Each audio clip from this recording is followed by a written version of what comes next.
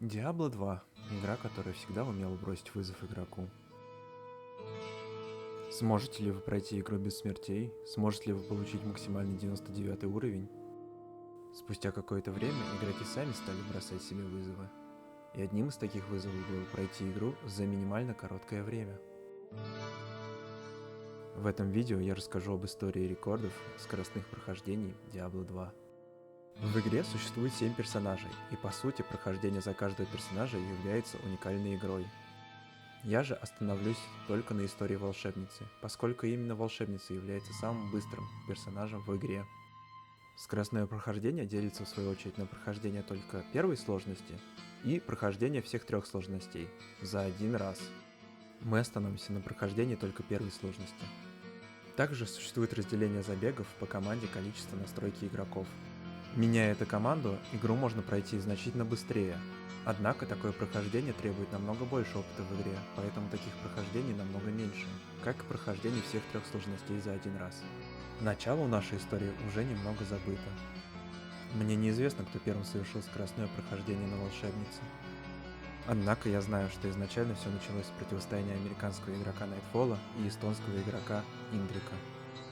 Их противостояние началось в 2014 году. Большинство забегов тех лет не сохранилось до наших лет. Сегодня невозможно полностью воссоздать историю их противостояния. Мы лишь можем рассмотреть единичные сохранившиеся забеги. Начнем с самого старого из сохранившихся мировых рекордов.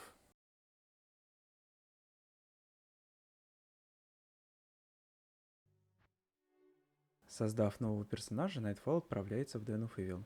Убив всех врагов в Den of Evil, Nightfall выполнит первый квест, получив за него возможность поменять свои скиллы в дальнейшем. В Black Marsh Nightfall обнаруживает вейпоинт и башню. Основной его задачей будет выбивание уровня, а также рун, тал и этх с графини для получения рунного слова Stealth. Nightfall чрезвычайно повезло, и он выбил нужные руны с первой попытки.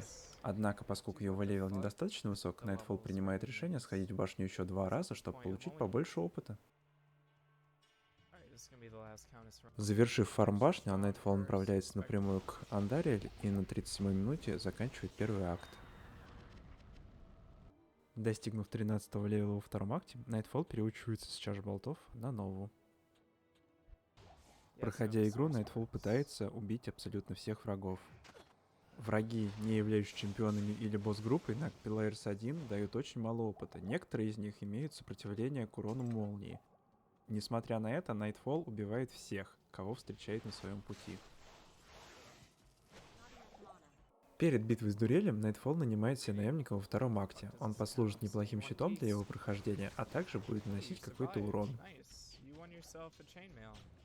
В начале третьего акта Nightfall получает 18 левел, а вместе с ним и самое ключевое умение для спидрана — телепорт. Именно благодаря телепорту Сорка является самым быстрым персонажем в Diablo 2.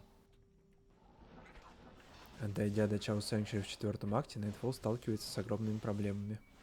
Стоит отметить, что игра становится сложнее с каждым актом, поскольку по замыслу разработчиков вы должны проходить эту локацию с 24-26 левелом, а никак не с 20, как проходит Nightfall. Ему явно не хватает урона, а выживаемость практически на нуле. Несмотря на проблемы, Nightfall все же сумел пройти Chaos Sanctuary, не умерев ни разу. Nightfall использует довольно интересную технику для того, чтобы выполнить последний квест в игре. По задумке авторов, вы сначала должны сразиться с 5 волнами Баала, а после этого уже перейти к сражению непосредственно с самим Баалом.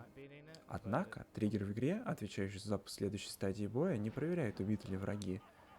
Вместо этого он проверяет наличие врагов в зале с Баалом. Поэтому вместо убийства некоторых волн, Nightfall просто выводит их из зала. Триггер проверяет, что в зале не осталось врагов, и запускает следующую стадию боя. Используя статик Филд и Нову, Nightfall довольно быстро убивает Баала, а вместе с тем проходит игру. 1 час 51 минута 22 секунды. Такое время самого старого, сохранившегося до наших дней мирового рекорда.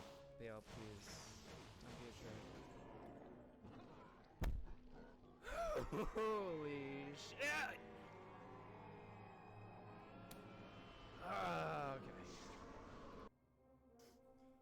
I don't know if he'll actually be mad. Don't know if he'll be mad. I don't even know if he's aware of what's going on.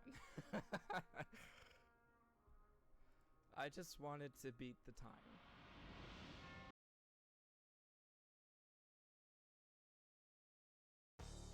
В самом начале рана Индрик также зачищает Дэйнафейл, поскольку в дальнейшем он собирается менять скиллы.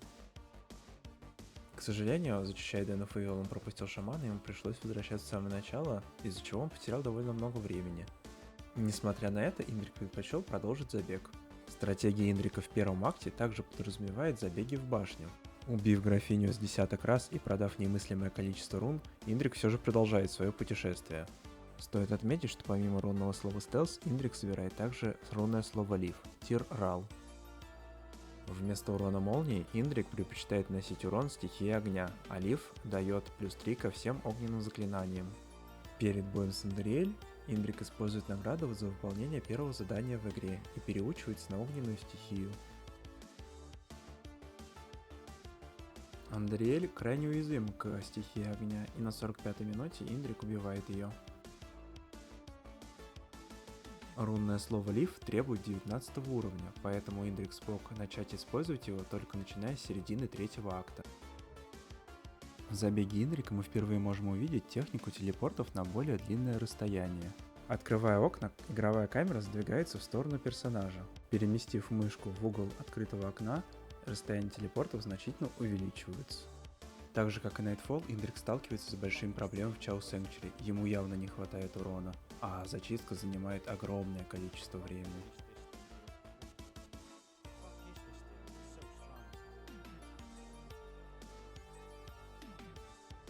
Chaos Sanctuary и так сложно пройти на 20 уровне, а используя огненную стихию, сложность Chaos Sanctuary возрастает в разы. Несмотря на то, что рунное слово лив дает еще дополнительные 3 очка умений к огненным стихиям, Fireball наносит недостаточно урона. Помимо вышеуказанных проблем, стоит также отметить, что визирь из левой печати неуязвим к огню.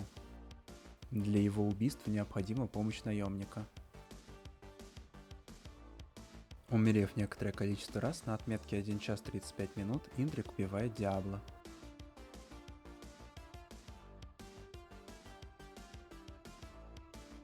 К сожалению, ему не хватает совсем немного до 20 уровня. Следует отметить, что без 20 уровня пройти игру невозможно. Согласно пятому заданию последнего акта, вы должны побороть древних варваров. Если вы убьете древних варваров до 20 левела, квест не засчитается, а ворота к Баалу будут закрыты. Поэтому Индрик вынужден вернуться в третий акт, чтобы получить недостающий опыт. Каленза, босс первой волны, также неуязвим к огню, а следовательно Индрику необходима помощь наемника для его убийства. Индрик убивает Баала, и это новый мировой рекорд — 1 час 44 минуты 25 секунд.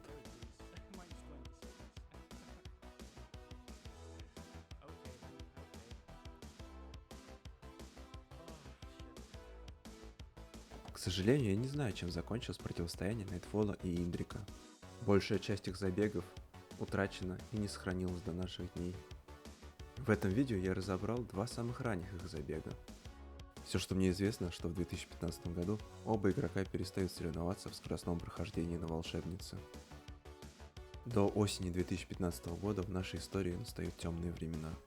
Сегодня невозможно установить, что именно происходило в это время. Но в сентябре 2015 года появляется новый игрок, который полностью изменил историю спидранов Diablo 2.